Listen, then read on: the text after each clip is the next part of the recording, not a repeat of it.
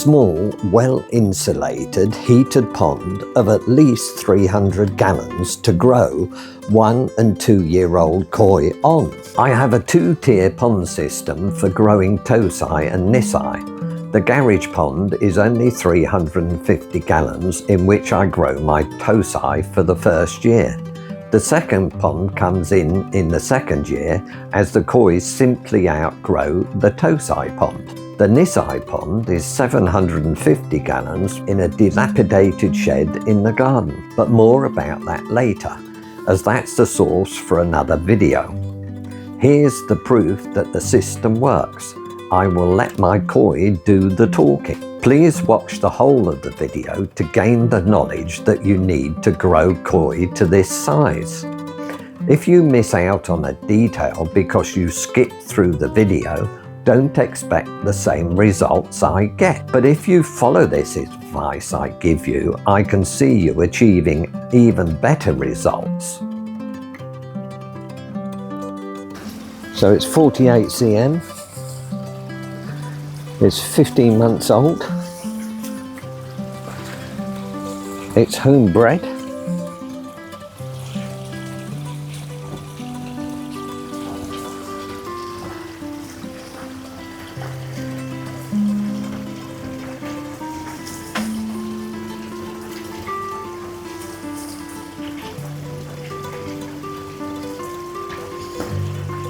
And if you look, it's got a nice big wide mouth, nice shaped head, nice prominent backbone,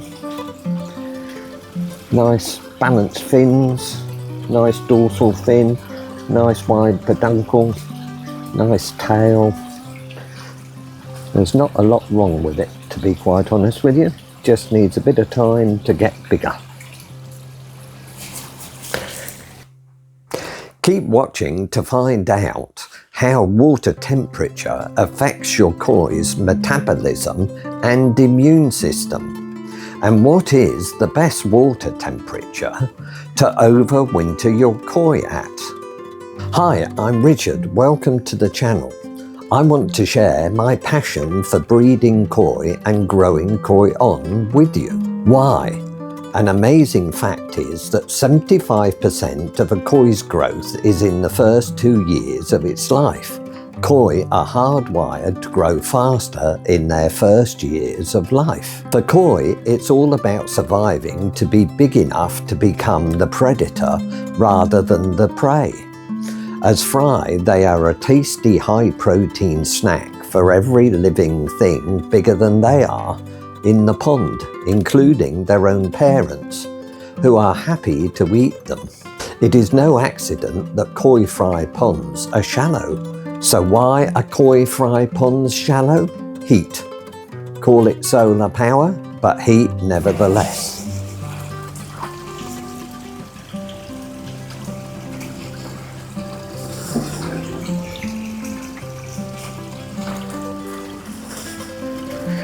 Right. Now the bigger one is 57 cm. That's also 15 months old, but you can see the difference in size and the difference in volume. It's also bleeding a bit from the gills, hence the water has gone opaque. But they're brother and sister, or sisters, whatever you want to call them, but you can see that the volume on this one is huge in comparison to the other one. And the other one's no slouch, but this one is just massive. So that's 57 cm and it's only 15 months old. So it makes sense to capitalize on this fact. Why a small pond? Heating costs. We need to understand that koi's metabolism and the immune system are strongly linked to water temperature. The bacteria in the filter work more efficiently at higher temperatures.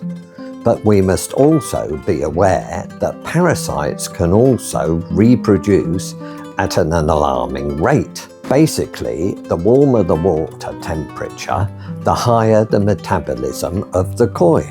Therefore, the more they eat, the more they grow. To help us in our quest for growth, we need to understand different water temperatures and the effect on our koi. There are also a few other factors that are closely related to water temperature: the koi's immune system, the bacteria in the biofilm in the filter system, and nasties like parasites and bacterial issues all react quicker or reproduce quicker at higher temperatures. Here are a few temperature benchmarks. 5C or above feed Sakai Akari multi-season above 5C. Less than 8 degrees I don't feed, period. 8 degrees or higher feed koi food in very small volumes. The koi's immune system is very suppressed. 10C to 14C is Aeromonas ali, where the koi's immune system is very slow and parasites are quick to respond. 11C or above feed Sakai Akari, above 11C. 12C feed Saki Akari pure white. At 12C, the koi's immune system is either slowing down or speeding up. 13C degrees or higher feed normal koi food. The koi's metabolism is starting up. Also increasing is the immune system. Above 15 degrees C, feed Saki Akari color, or feed higher protein food. The koi's metabolism is building up and the koi's immune system is active. At 16 degrees or above, feed Saki Hikari growth food when the water temperature is 16 degrees or above. 18 degrees is good for conditioning and sumi and colour and skin quality. The immune system is kicking in and the filter is maturing quicker. At 20C, feed Saki Hikari deep red or above. At 20 degrees C, the koi's metabolism and appetite and immune system are all in full swing. At 22C, the growth is less. More energy can grow into the body, skin and pigment development. 24C is the best temperature to grow your koi and repair injuries, sores and stimulate healing in the koi. Small volumes of food are little and often. Please subscribe and hit the notification bell so that you don't miss out on any future video to promote the maximum growth while maintaining water quality. Note that a lot of pond treatments are temperature dependent, so check before using. Parasites are still active at lower temperatures, admittedly not as active as at higher temperatures as their life cycle slows down. The problem is that the parasites can react to the changes in water temperature faster than the koi's immune system. They can gear up their life cycle in a flash, given a sudden rise in water temperature. Parasites seize the opportunity and reproduce at an alarming rate, causing loads of problems for the ponds in the spring.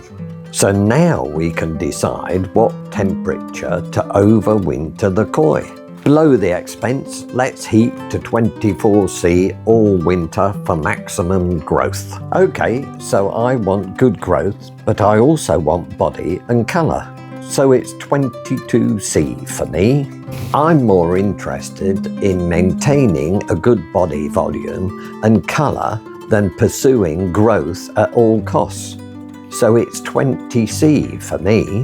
No, it's 18C for me. I want the koi and the filter to be in a good condition over winter so that they can hit the ground running in the spring when I crank up the temperature to 24C. No, it's 15C for me. I'm a total cheapskate. I just want to save money and keep the koi active over the winter so they do not deteriorate or starve over the long winter months. Do not heat the water to 10 to 14C, as this is the Eromanus alley, where the koi's immune system is very slow and parasites are quick to respond. Please like the video. Heat the water to 15C or higher, up to 24C. The choice is yours, depending on what you want to achieve. Is it growth? Is it body? Is it colour? Or just to maintain the koi's condition over winter? Please bear in mind we are talking about young koi 1 to 2 years old, in a small, indoor, well-insulated, heated pond. Older koi, especially female koi, need a winter or prolonged cold spell to reabsorb their eggs and to reset their hormones for the next season's coming summer spawnings. All my 3-year-old koi or older overwinter in my main pond of 550 gallons outside and unheated. On the 1st of October 25, the pond water temperature was 17C. If we look at the UK in terms of seasons, a quarter is summer, a quarter is autumn, a quarter is winter, and a quarter is spring. So half of the year, the water is cool, 15 to 12C, with a quarter of the year where the water is cold, being under 12C in the depths of winter. Summer, the water temperature is 20C for a couple of months, maybe a week at 24C. No wonder we need to heat to get good growth in the UK. Be sure to check out the next video in the series, and the koi breeding channel has over 270 videos that you can binge watch. Watch your small koi grow into big koi. Can you really grow your small koi into big koi in a small volume of water? Well, with this system I'm going to share with you, you can. I'm not going to share with you, I'm going to show you. And more importantly, they have grown big koi. Here's my #1 Showa from last year, a spawning in 2024. It's nearly 60 cm and only 15 months old. So the proof there is for all to see. Hi there, if you're new to the channel, I'm Richard, and I am here to share my passion for koi breeding and growing on koi. I am also going to share the growth journey of 2 Karashi koi and 15 odd Showa and Shirosuri from this year's spawnings that I've moved into the system on the 1st of October 25. I have a main pond of 5,500 UK gallons, which is uninsulated and an irregular shape. So heating it over the winter to 24 or even 16C is way beyond my wallet. There are 2 things to consider. Young koi grow faster than older koi, so koi up to Nisai or 2-year-old can be heated.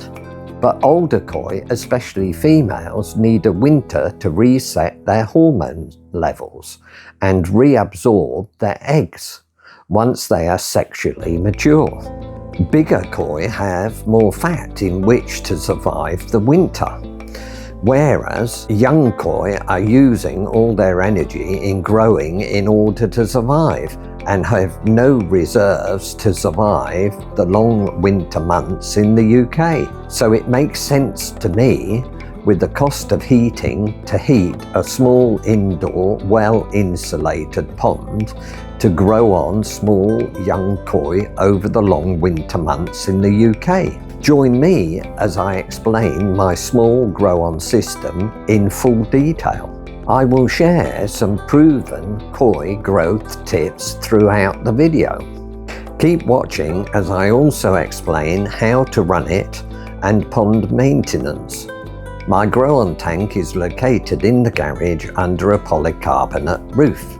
It's an old Showa fiberglass quarantine tank with a built-in filter which is not in use. The size is 6 foot by 3 foot by 3 foot deep, approximately 337 UK gallons.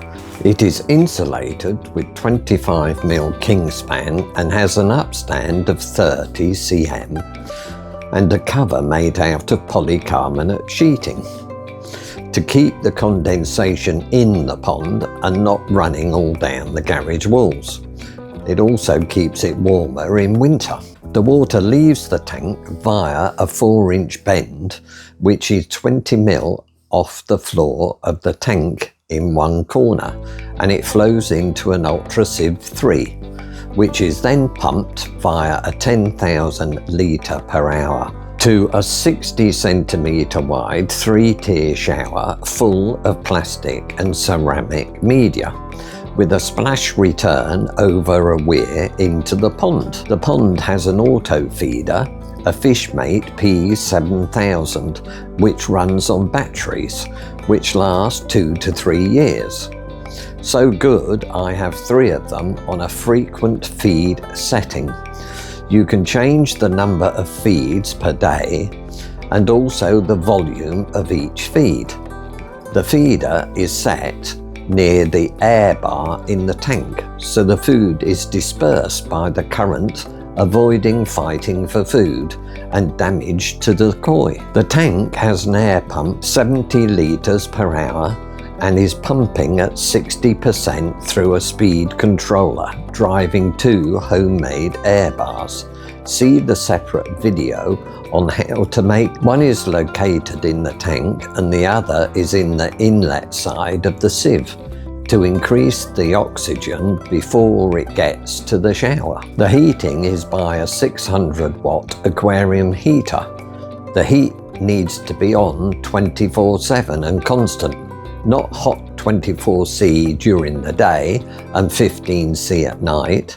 The small, well-insulated pond only needs a small heater to keep up the temperature. You do not need to heat huge amounts of water to get good growth with Tosai and Nissa. Water temperature governs the koi's metabolism. Metabolism is the rate of energy a koi uses, which is highly dependent on water temperature. This in turn governs how much the koi wants to eat to use that food for fuel for energy. It is well known that a koi's growth is best based at about 24C. If the water temperature is higher, the air becomes an issue. If it's lower, the koi's metabolism is lower, which means the koi will not eat as much, so the growth will slow down. The lower the water temperature, this means that heating in the UK to get the water up to 24C for optimum growth. There is also a light on with a timer to help the shorter winter days. A trickle-in of fresh water. The solution to pollution is dilution. Support me by liking the video, which means it gets pushed out to more koi keepers, so they can get the benefit of it too. Top tip, think about building a small indoor, well-insulated, heated pond as a dedicated grow-on. Maintenance. I check the sieve every day, washing out the waste. If I want to increase the water clarity, I put a filter mat in the sieve to catch the extra fines. This works brilliantly, but needs a hose off every day. But I have a few spare, so it's not a problem. Feeding. If there are pellets in the sieve, I cut back on feeding. But if there are no pellets, just food waste, I increase feeding slowly. For example, if I'm feeding 3 times a day, I would increase the feeding to 4 times a day.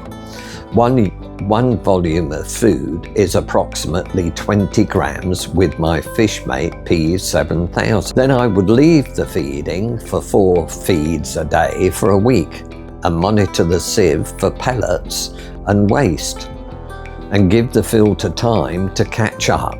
with the increased feeding. It is far better to feed 8 times a day 20 grams of food than to feed 2 feeds of 80 grams. The same amount of food, 160 grams, but there will be a huge ammonia spikes with the second setting, and the koi cannot eat all the food at once.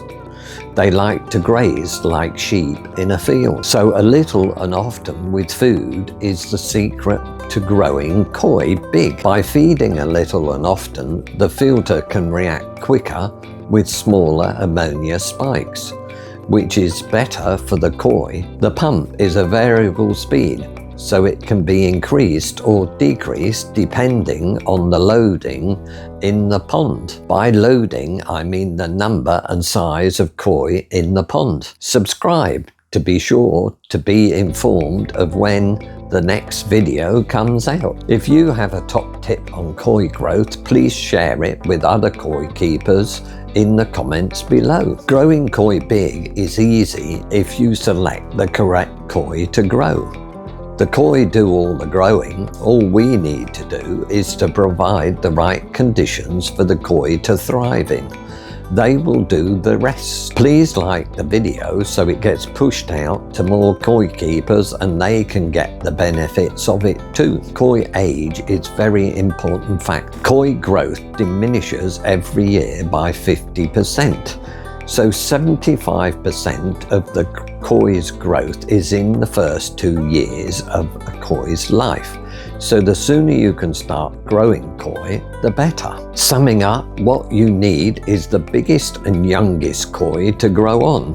If a koi is older, it will still grow, but at a much lower rate, as the potential for growth is less. Any questions, please ask them in the comments below. This is a Showa spawning and Shiratsuri, and these were spawned earlier this year in 2025. The average is about 15 cm, and they're only 4 months old. So they've all been overwintered in the pond at the beginning of the summer. You can decide how these koi have grown and developed, having been overwintered in the garage grow-on pond. Subscribe to see how these koi turn out. So it makes sense to me to build a small, well-insulated indoor pond to heat the water to grow on Tosai and Nisai over the long winter months in the UK. But don't take my word for it. Build your own system and thank me later. And please share your story and successes with me in the community posts on the YouTube Koi Breeding channel. In this third video of my 2025 Koi Growth series, do you think you need expensive facilities to grow amazing koi? Look at my dilapidated shed setup proves otherwise. Here's exactly what I'm doing in my Nisai tank. Don't judge a book by its cover. First up is the Thermatech mini heat pump, a 4 kilowatt, to keep the temperature up in the Nisai tank. Let's go in. The gate lock holds the door closed, but it also has a wire to allow me to escape being locked inside. Very important because it has happened. The main filter is shower fed from a bottom drain to an Ultrasieve 3 to a 15,000 litre pump running at 60% to a homemade shower made out of 4 garden trays, which are 1000 by 500 by 150 millimeters. There's 4 of them crammed full of media. The bottom tier has some Kusuri Lith Aqua to stabilise the pH. Lith Aqua is a calcified seaweed high in trace elements and carbonates. It's the ideal filter material due to its porous construction, perfect for raising the KH of soft water as well as stabilising the pH. The bottom tray has a trap to catch the crap from going back into the pond. Feel free to share the video and the channel. It then returns to the pond via a splash return, which also produces a bit of flow. There's a second pump suspended 60 centimetres up from the floor of the tank. It's a 10,000 litre an hour pump running at 50%, which splits into two feeds. One feed goes to the Tempest and then over the shower and into the moving bed and then into the pond. The other side goes to the heat pump and then into the shower and then into the moving bed and then into the pond. The Thermotech heat pump is a great bit of kit, but you must be aware that they only work down to -7C, but struggle at temperatures of -5C. So if the weather is frosty, I put an aquarium heater on as a backup. I set the temperature to 1C lower than the heat pump. If the heat pump packs up, try saying that. So if the heat pump packs up, as it's too cold for it to work, the aquarium heater kicks in to keep the water warm. The key word is stable temperature. Any questions, please ask in the comments below. Currently, I have 7 koi in 750 UK gallons. I can't wait to show you the successful growth in the spring. Please like the video. There is a 70 litre per hour air pump with 2 air bars running, one in the pond and one in the moving bed filter. There's also a trickle in through an RO unit which the pre-filter needs changing. If you're interested in koi growth, then subscribe and hit the bell button to be notified when the next video comes out in the series. Check out the other videos in the series on the playlist Koi Growth Series 2025. There are over 270 videos on koi growth and koi breeding to binge watch on the channel. If you want a quick fix to koi growth, you will not find it here or anywhere else. No! Koi growth is a marathon, not a sprint. For koi growth to happen, you, the koi keeper, needs to understand how a koi grows and the requirements needed to make that happen.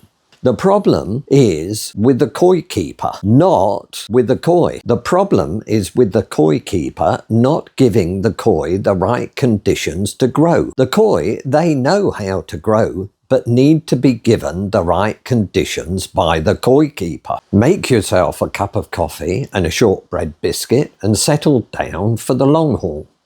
After 30 years breeding over hundreds of thousands of koi, I'm breaking down the essential building blocks for growing on koi. You can grow koi with some success without them, but I guarantee far better results than you ever imagined with them all in place. Let's deep dive. There are 5 basic building blocks for koi growth, but in this video we're going to be looking at 4 of them. They are filtration, water temperature, oxygen, and food. The 5th building block will have a video all to itself. If you have all these blocks in place in your pond, you will have growth. But unless you understand what part each of these factors plays in growing koi, you will lack great koi growth. Growing koi is like knocking dominoes over. You have to have your setup tank set up correctly for it all to work properly. Skip some of the video and you will get koi growth, but not as good as if you had all your dominoes set up correctly. Each building block has a knock-on effect with all the other building blocks, just like with dominoes. It's the accumulative effect of all of them being in the right place, working together. But miss a block or domino and the whole thing suffers. In our case, koi growth. Okay, we've covered temperature in great depth, but my rationale is heating the koi to 24C during the summer months, when the daylight hours are longer, but the water temperature in the outside ponds in the UK is 15 degrees C. I'm just giving the koi a perfect summer in Japan. I envy the koi keepers in Asia, where they have to run chillers to keep the water cool. Koi growth is 75% in the first 2 years of its life, so providing heat when they need it most at Tosai and Nisai makes sense to me. But as we're dealing with Tosai and Nisai, we don't have to heat a mud pond or a lake. We only need to heat a small volume of water. I would recommend 1,000 gallons for Tosai and 2,000 for Nisai. But I've only got 350 for Tosai and 750 for Nisai. And I get amazing results with those. Ask yourself, is the koi in good health? Is it free of parasites? If it has an illness or health issue, it will struggle to grow, as all the resources for growth will be used to fight the illness. Koi need time to de-stress from their journey and need time to acclimatise to the new pond for a week or two, and rest them before you start to throw food at them. Koi can survive without food and without heated ponds and without problems. However, koi cannot thrive in such conditions. If you want your koi to thrive, you need to give them the conditions that they can thrive in. This is of paramount importance with smaller koi. It is no accident that a koi fry ponds are shallow. So why are koi fry ponds shallow? Heat.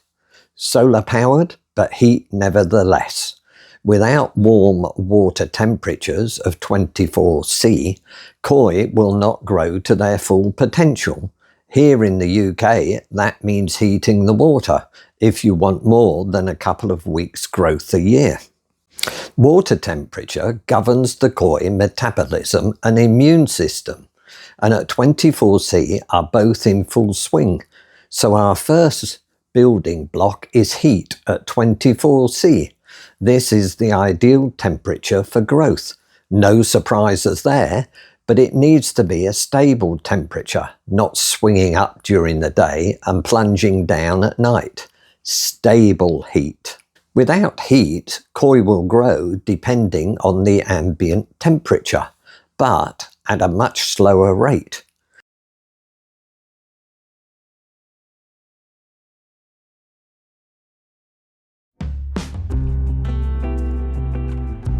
You, the koi keeper, needs to understand how a koi grows and the requirements needed to make that happen.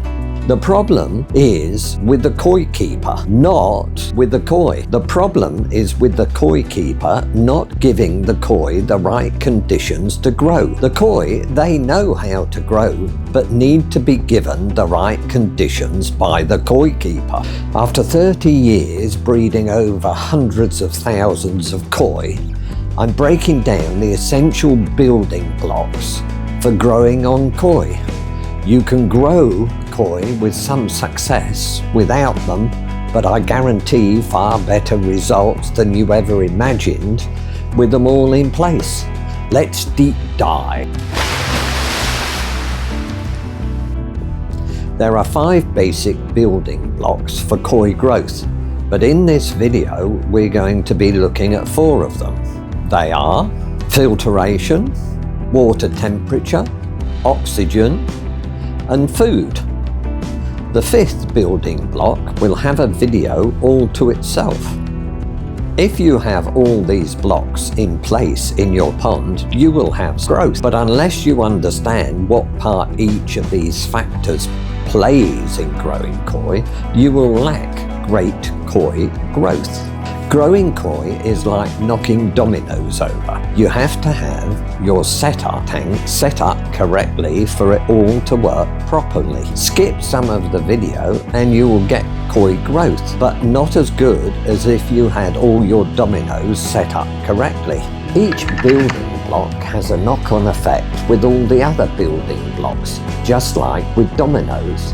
It's the accumulative effect of all of them being in the right place, working together, but miss a block or domino and the whole thing suffers. In our case, koi growth. What I can tell you, if you watch the video right through, okay, it's not the most entertaining video, but it will educate you on koi growth.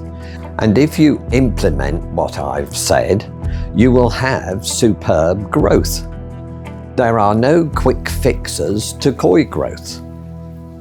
Your koi are hardwired to grow. All you need to do is supply the pond with good water and food, and your koi will do the rest. Koi know how to grow.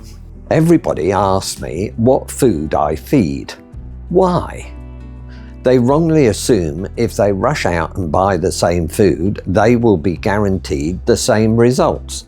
Sadly, this is not the case. Yes, the food is important, but the food is just one building block in a long domino chain of koi growth. By the way, I'm feeding Cuttlebrook Premium Growth Food, which gives me excellent results. No, I'm not sponsored, so if Cuttlebrook are watching this, I'm open to offers. Isolate the food and the domino chain reaction stops dead. It is the sum of all the building blocks working together, adding up to be greater than the individual blocks.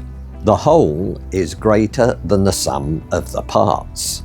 A constant stream of good quality food for koi to eat in sufficient quantity. A little and often is far better than a bucket of food chucked in a day. The filter is dealing with many small ammonia spikes rather than one huge spike once a day. An auto feeder is not an option, but an essential bit of kit to be able to feed precise amounts throughout the day, and to be able to increase in small amounts. Pellet size is also important. Too big, the koi can starve. It has to be the right size for the right size of koi. Basically, it has to be able to fit into the koi's mouth to be able to swallow it. Especially important for smaller koi. 5 to 10 cm, only a 2 ml pellet. 10 C plus, 3 ml pellet. 15 cm, 4.5 ml pellet. Quality of food is also important. Check the label for the ingredients. The quantity is also very important. If you're only feeding 1% body weight a day, the koi will grow, but they will be long and thin. You need to feed 3% body weight a day for good growth with volume. How do you work out the weight of a koi? Fill a tub with water, weigh it, and add the koi. Weigh it, the difference is the weight of the koi. Or simply use the scale that I've given you in the description. Please like the video. Good food, whatever you can afford, but cheap food can be more expensive in the long run. A top athlete has a very strict diet, and the same is true of koi. Our top athlete would not go to a fast food chain and expect to gain muscle. They would know that they would only gain weight and fat. Very soon after a constant feeding on fast food, they would soon become couch potatoes. Food is a vital part of the development in koi. Ignore it at your peril. But also many koi keepers do, believing in the belief that cheap food is just as good as more expensive koi food. You're just paying for the label, aren't you? No, you're not. You're paying for better ingredients. Cheap food is cheap for a reason. You get what you pay for. Check the ingredients on cheap food and then check it off against a more expensive brand. One, the waste is far more in cheaper food as they are cheaper for a reason. They have to save costs somehow to make a profit. They do this by cheaper alternative sources like poultry waste and bulking out the food with fillers, which have no nutritional value as you end up feeding more, but you get less growth. but you do get more waste. If you're interested in koi growth, then subscribe and hit the bell button to be notified when a new video comes out. There are over 300 videos to binge watch in the koi breeding channel on koi growth and koi breeding. You, the koi keeper, needs to understand how a koi grows and the requirements needed to make that happen. The problem is with the koi keeper, not with the koi. The problem is with the koi keeper not giving the koi the right conditions to grow. The koi, they know how to grow, but need to be given the right conditions by the koi keeper. After 30 years breeding over hundreds of thousands of koi, I'm breaking down the essential building blocks for growing on koi. You can grow koi with some success without them, but I guarantee far better results than you ever imagined with them all in place. Let's deep dive. There are 5 basic building blocks for koi growth, but in this video we're going to be looking at 4 of them. They are filtration, water temperature, oxygen, and food. The 5th building block will have a video all to itself. If you have all these blocks in place in your pond, you will have growth. But unless you understand what part each of these factors plays in growing koi, you will lack great koi growth. Growing koi is like knocking dominoes over. You have to have your setup tank set up correctly for it all to work properly. Skip some of the video and you will get koi growth, but not as good as if you had all your dominoes set up correctly. Each building block has a knock-on effect with all the other building blocks, just like with dominoes. It's the accumulative effect of all of them being in the right place, working together. But miss a block or domino and the whole thing suffers. In our case, koi growth. My view of koi growth is like a balancing act on a seesaw. With good water quality, what affects one affects the other one. Koi growth goes up, water quality goes down. Simple, I know, but it's far from a perfect analogy. If the water quality goes down, koi growth does not go up, but it's easy to see the principle and grasp that we need to balance out the 2 sides with each other. If we feed heavily, we need better filtration to cope with all the pollution caused by the food. We must continually balance out each side of the seesaw to keep them in equilibrium. For instance, oxygen. Why is it important? 5 oxygen atoms are used up in the nitrogen cycle alone, so it makes sense to add an air stone to the water going to the filter. Warm water holds less oxygen, so if the water is warm, you need to add more oxygen. Koi need air to breathe. They need it to process their food. The list goes on and on. If the water is warmer, the koi are more active and need more oxygen. Now suddenly the word oxygen conjures up a lot of different links. 5 oxygen atoms, nitrogen cycle, air stone in the water to the filter. Warm water needs more oxygen, koi food, breathing. Understanding these are part of the individual factors that play a crucial role in growing koi. If you watch the video through and master these building blocks, your koi growth will skyrocket and you will be amazed at the growth of your koi and what they can achieve. The koi use oxygen to swim and to process the food they eat, and the filter uses up 5 atoms of oxygen in the nitrogen cycle, converting ammonia to nitrite. Warmer water holds less, so koi can survive low oxygenated cold water, but die in warm, low oxygenated water. This is why koi die in warm summer mornings when the oxygen is at its lowest in the pond. The larger koi succumb first, as their gill size to body ratio is smaller than with small koi. The bigger koi need plenty of air to grow well. There are several ways to add air: splash returns, via a weir, pipe, venturi, but these can create back pressure, an air pump, air stones, or an air bar. You can make your own air bar and fit it to any size you want. Check out this video. I used an air bar to move the food around the pond to stop them fighting for food. This saves damage to the koi and less stress for me. Oxygen is very important at higher temperatures. Warmer water holds less oxygen. Also, the koi use more oxygen at higher temperatures as they're more active at higher temperatures. They can double in size, but the gills don't double in size. As koi grow, their gills are not keeping up with their growth.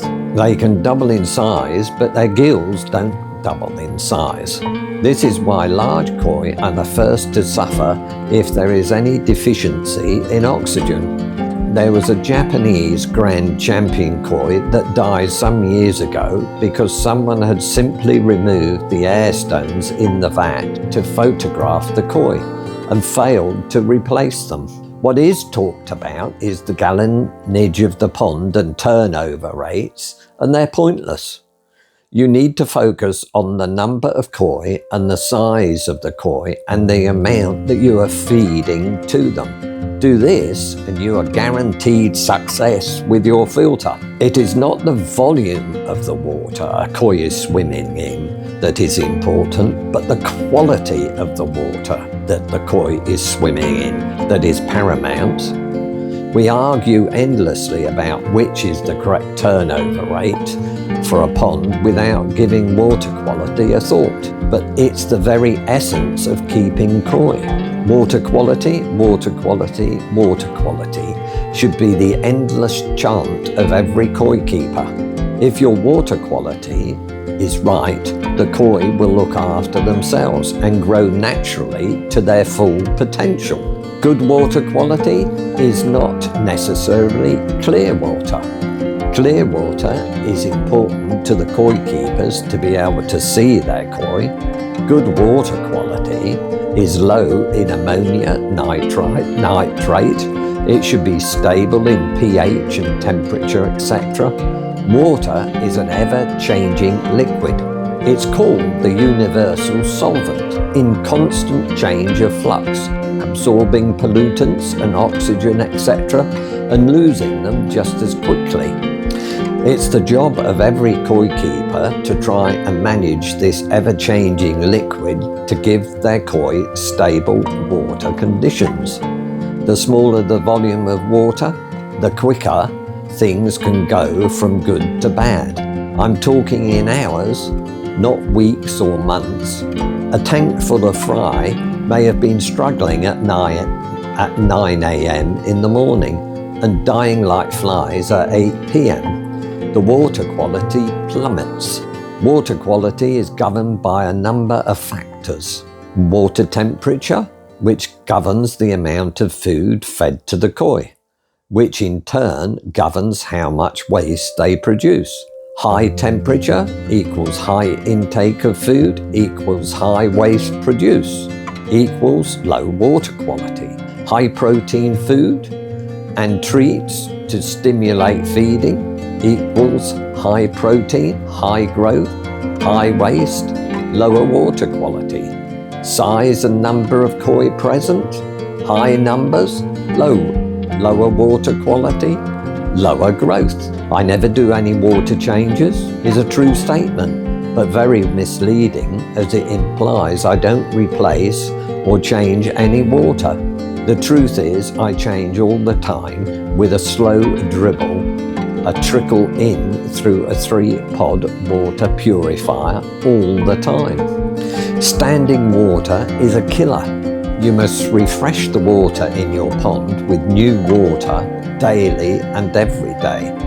If you refreshed enough of your water, you could in theory do away with a filter system altogether.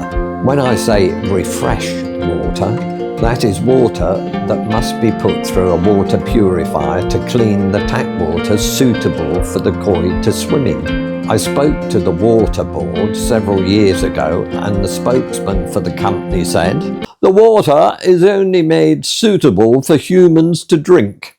It is not made suitable for your koi to swim in." My argument has always been, if it isn't good enough for my koi to swim in, is it good enough for me to drink? Hence all our drinking water goes through a water purifier as well. With all the windows shut, no fresh air going in, and somebody cranks up the thermostat to make people eat more. Would you feel hungry? But go out in the fresh air and get a bit of exercise and you can come in and eat a horse. Well, it's the same for koi. They need fresh water and a bit of exercise to stimulate their appetite. Please make sure you like the video and subscribe if you're interested in growing or breeding koi. There are nearly 300 videos on the channel for you to binge watch. You, the koi keeper, needs to understand how a koi grows and the requirements needed to make that happen. The problem is with the koi keeper, not with the koi. The problem is with the koi keeper not giving the koi the right conditions to grow. The koi, they know how to grow, but need to be given the right conditions by the koi keeper. After 30 years breeding over hundreds of thousands of koi, I'm breaking down the essential building blocks for growing on koi. You can grow koi with some success without them, but I guarantee far better results than you ever imagined with them all in place. Let's deep dive. There are 5 basic building blocks for koi growth, but in this video we're going to be looking at 4 of them. They are filtration, water temperature, oxygen, and food. The 5th building block will have a video all to itself. If you have all these blocks in place in your pond, you will have growth. But unless you understand what part each of these factors plays in growing koi, you will lack great koi growth. Growing koi is like knocking dominoes over. You have to have your setup tank set up correctly for it all to work properly. Skip some of the video and you will get koi growth, but not as good as if you had all your dominoes set up correctly. Each building block has a knock-on effect with all the other building blocks, just like with dominoes. It's the accumulative effect of all of them being in the right place, working together. But miss a block or domino and the whole thing suffers. In our case, koi growth. Now, as soon as koi go into a pond, there is ammonia, as the koi produce ammonia by breathing and poo. The more you feed, the more they poo. So you need a filter capable of keeping up with all that poo. I say I am a koi sewerage operator, because all I do is deal with all that koi waste. But it's not about keeping water, but about dealing with all the koi poo and the chemicals it produces, like ammonia. If you look after the waste, the water will look after itself. On the other hand, if you look after the water and ignore the waste, you will have major problems very quickly. Your koi filter needs to cope with mechanical waste and biological. Mechanical can be a settlement chamber, remember those? A brush chamber, a vortex, a sieve, a drum, the choice is yours. Personally, I like sieves as they're so simple to run, little maintenance, no breakdowns. It's the size and number of koi and how much you wish to feed them that governs the size of your filter. The size of the pond is irrelevant. Jumbo koi demand jumbo filtration. Biological filter needs to be able to convert the ammonia into nitrite, then into nitrate. Luckily, the bacteria lives on the same media. What isn't talked about, in my humble opinion, is have you got enough media for the number and size of the koi to the amount of food you are feeding. One koi in 5,000 gallons, you will not need to have any media. But if you have 20 koi, size 15C in 350 gallons, how much media do you need? Well, here's a math lesson. A 15C koi weighs about 60 grams. Feeding at 3% a day is 1.8 grams of food a day. But remember, there are 20 of them. So it's 36 grams of food a day. But spread the feeding throughout the day into many small feeds. 25 litres of mature Oase Helix 13 biomedia has the capacity to biologically break down 170 grams of food a day.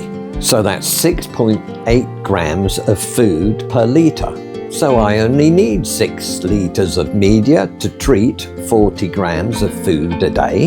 Happy days! Wrong? Why? Because koi grow. So fast forward 6 months and your 20 koi are now 50 cm. They now weigh 2 kilos each. So if you're still feeding 3%, that's 60 grams a day. That's 120 grams a day. But our filter of only 6 litres of media crashed a long time ago, as it could not cope with the koi bio-loading, so we need to design our filter to be able to cope not only with today's feeding rate, but also with the koi's future growth and feeding rates. No koi has ever died from having too much media in the filter system, but millions have died by not having enough media to cope with the waste that koi produce. What is talked about is the gallonage of the pond and turnover rates, and they're pointless. You need to focus on the number of koi and the size of the koi and the amount that you are feeding to them. Do this and you are guaranteed success with your filter. It's not one case that one filter system is better than the rest. It is all about how the water maintained is that in that particular pond system. Please note, water is not the filter. The filter is just one part of the pond system. The filter is there to remove the solids and treat the biological waste from the koi. You need to have a strict regime for maintenance in the filter system. In some cases, very little. In others, lots of time and energy. Not only to remove the solid waste and flush the bottom drains, but to pressure wash screens, etc. It takes time to get the balance of maintenance right. Neglect it at your peril, or more importantly, your koi's peril. An endless supply of food requires a first-class filter system, but in growing on system, the filter also needs to have the capacity to grow quickly to allow for the additional growth of the koi. Given ideal conditions, koi can grow at an impressive rate. Koi can easily double in size in a short space of time. But can the filter cope with the ever-increasing level of food and pollutants? Therefore, you need a filter to be capable of growing to accommodate the ever-increasing size of your koi, increasing solid waste and increasing biological. Hence, you need an oversized filter. Water quality is a very important aspect. Koi will thrive in water conditions are good, but don't expect great growth if the water quality is poor. It is not the volume of the water a koi is swimming in, that is important, but the quality of the water that the koi is swimming in that is paramount. We argue endlessly about which is the correct turnover rate for a pond without giving water quality a thought. But it's the very essence of keeping koi. Water quality, water quality, water quality should be the endless chant of every koi keeper. If your water quality is right, the koi will look after themselves and grow naturally to their full potential. Please make sure you like the video and subscribe if you're interested in growing or breeding koi. There are nearly 300 videos on the channel for you to binge watch. How can you tell which individual koi has the potential to grow big? I will cover the biggest building block for fueling koi growth. What can a spawning graft tell us? Why are bloodlines so important? Hi, I'm Richard. Let's dive straight in. How can you tell which individual koi has the potential to grow big? Here in the video, you can see the various different bone structure and body shapes. It's very easy to compare the different styles and see which ones will excel and grow on to become jumbo koi when they're all in front of you. The problem lies when you only have one koi in front of you. How can you tell if that koi has the potential to grow into a jumbo koi? Here, the key is food.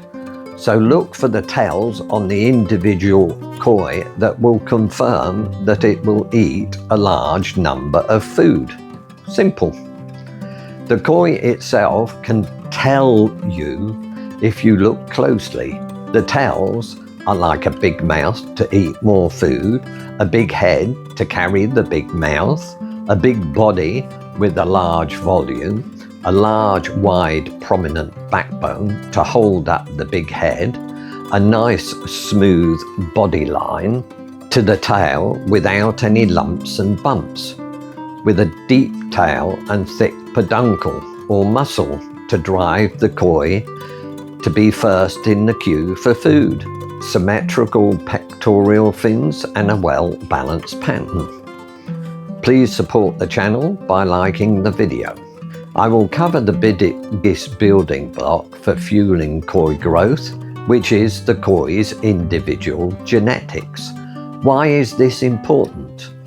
Because if you understand what you are looking for, you can find it. You can see in the video which koi have the growth genes and those that do not.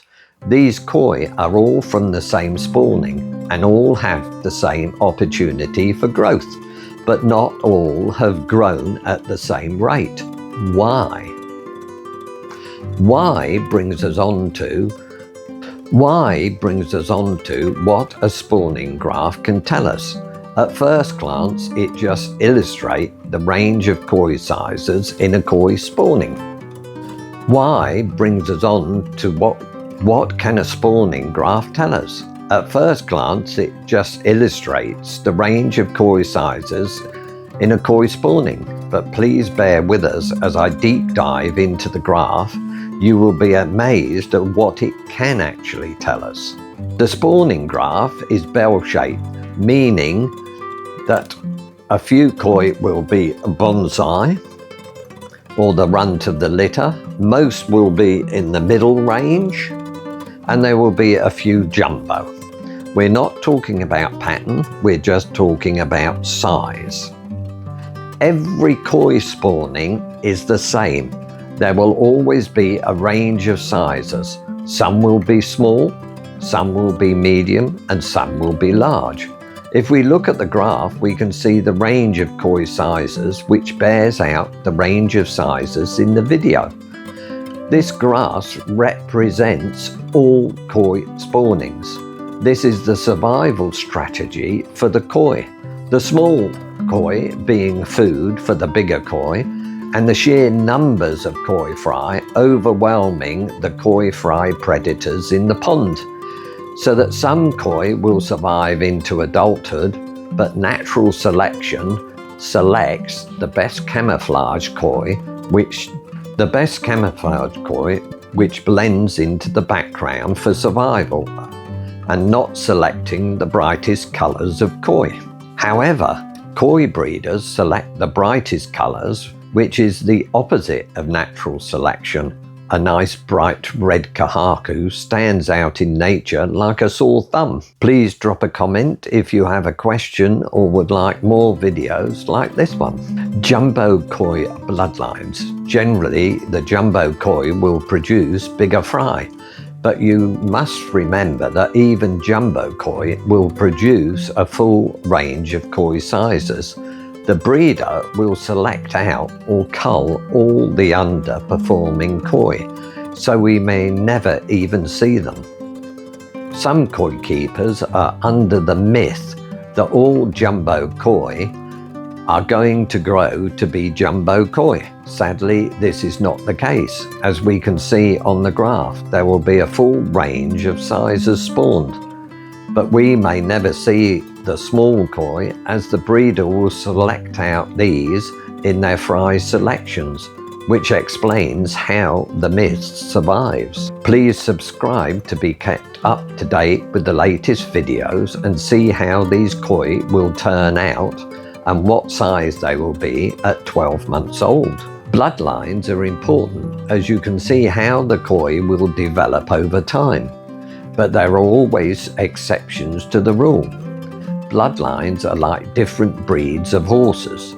If you want to grow a big horse, you would start with a big breed, like a Shire horse. The same is true of koi. You would not try to start your jumbo horse with 2 Shetland ponies. If you know that a particular bloodline of Dainichi Showa, for instance, takes 3 or more years for the sumi to come up, you can look at the koi differently. You can select Tosai koi with a nice Benny pattern, but look for underlying sumi in the koi in the right areas that will come up later. I always look for some sumi that has arrived so that you can judge the quality of the sumi. Motoguro is also a good indicator of how the sumi will develop.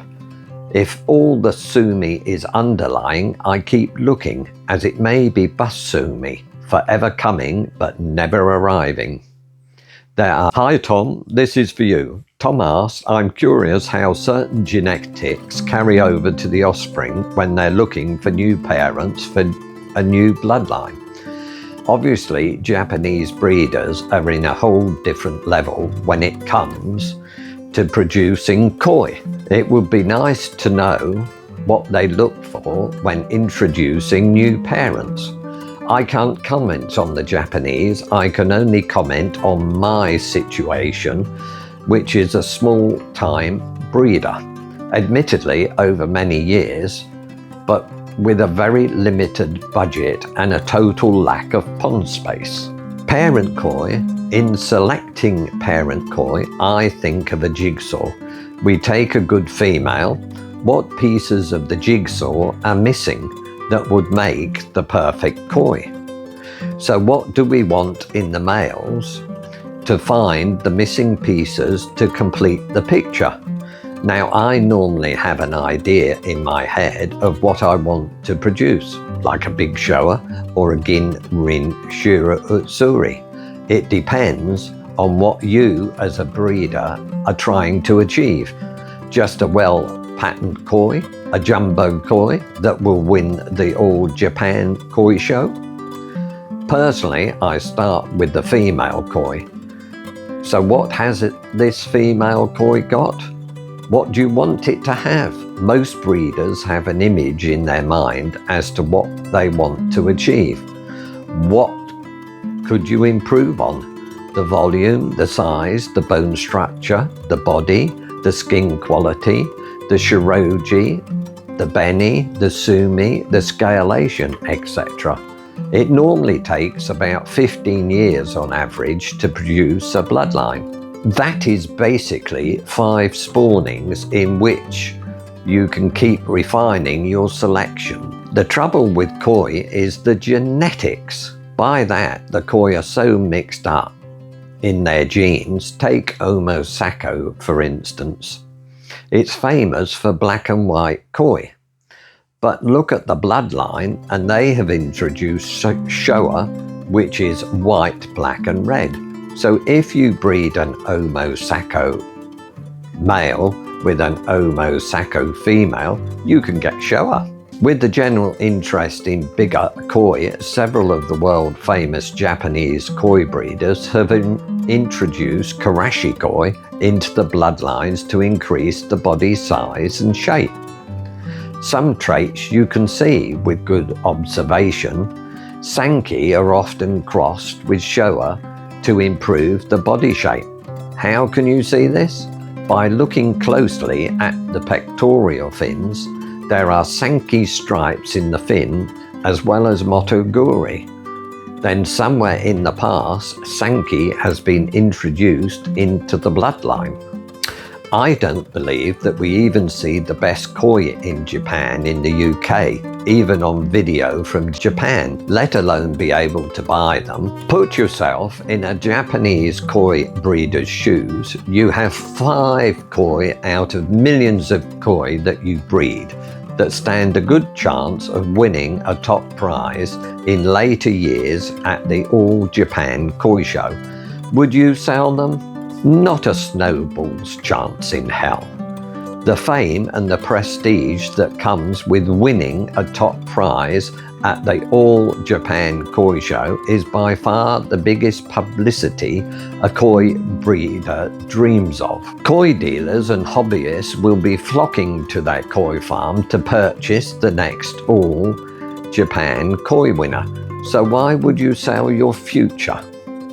No, you would hide it away in a backroom koi house under lock and key, or in a sold koi tank until the koi show is due. When I look at a koi, I see the koi in front of me and the breeder. The Japanese breeders are on a different level. They also see the koi, but they also see the genetics back several generations. I hope this is helpful, Tom. Please ask any questions and I will try and answer them. Just pop a comment if you have a question or a koi topic you would like covered.